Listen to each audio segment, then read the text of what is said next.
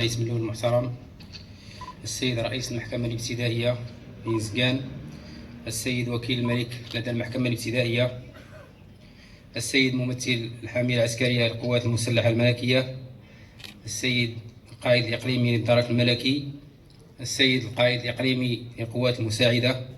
تتقدم بأسمى عبارات الترحيب والامتنان للضيوف الكرام، وعلى رأسهم السيد عامل صاحب الجلالة على عملة الدعوة الكريمة لمشاركتنا هذا الحفل البهيج الذي نخلد من خلاله هذه المناسبة الوطنية السعيدة.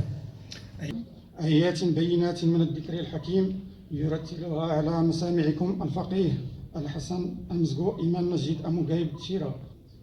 عذابا أليما ويدعو الإنسان بالشر دعاءه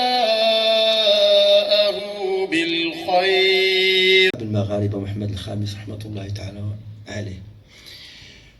حقيقة هو هذا اليوم ينبغي أن تمتزج فيه جميع المشاعر، مشاعر المسؤولين الذين 24 ساعة، ولا أحد يبخل بدوره وبمهمته من هؤلاء الرجال والنساء، فنحن مدينون لهم جميعا، وعلى مجتمعنا